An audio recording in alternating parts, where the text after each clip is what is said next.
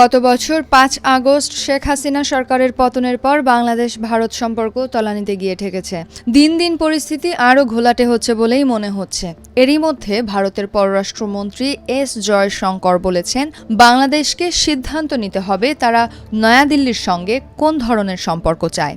এই দুই প্রতিবেশী দেশ খুবই বিশেষ ইতিহাস ধারণ করে, যার শেকড় ১৯৭১ সালে। ইউএনবির এক প্রতিবেদনে বলা হয়, ২৩ ফেব্রুয়ারি নয়াদিল্লি বিশ্ববিদ্যালয়ে সাহিত্য উৎসবে বক্তব্যে এসব কথা বলেন জয়শঙ্কর। জয়শঙ্কর বলেন, প্রতিদিন অন্তর্বর্তী সরকারের কেউ একজন ওঠেন এবং সবকিছুর জন্য ভারতকে দায়ী করেন।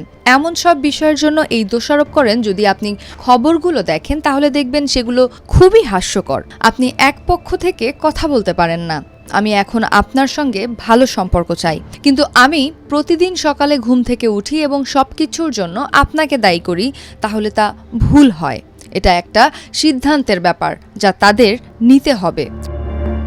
জয়শঙ্কর আরও বলেন, ভারত ঢাকাকে খুব স্পষ্ট একটি ইঙ্গিত দিয়েছে, সেটি হলো ভারত দেখতে চায় এসব বন্ধ হয়েছে এবং স্বাভাবিক দ্বিপক্ষীয় সম্পর্ক পুনরায় চালু হয়েছে। কিন্তু সীমান্তের ওপার থেকে ক্রমাগত আসা বিদ্বেষী বার্তায় অসন্তুষ্ট নয়াদিল্লি। জয়শঙ্কর তার বক্তব্যে ভারতের জন্য খুব সমস্যাদায়ক দুটি বিষয় তুলে ধরেছেন। প্রথম বিষয়টি সম্পর্কে তিনি বলেন, বাংলাদেশের সংখ্যালঘুদের ওপর হামলা বেড়েই চলেছে। অবশ্যই এটি এমন একটি বিষয় যা আমাদের চিন্তা ভাবনার ওপর প্রভাব ফেলে এবং এটা নিয়ে আমাদের সোচ্চার হতে হবে, যেটা আমরা হয়েছি।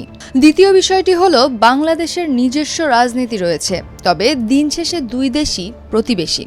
জয়শঙ্কর বলেন, নিজেদের অভ্যন্তরীণ সমস্যাগুলো নিয়ে নয়াদিল্লিকে অব্যাহতভাবে দোষারোপের পাশাপাশি ভারতের সঙ্গে স্বাভাবিক সম্পর্কের দাবি করতে পারে না ঢাকা। ভারতের জন্য প্রতিকূল এমন বার্তা বা সংকেত অবশ্যই দেখতে চায় না নয়াদিল্লি।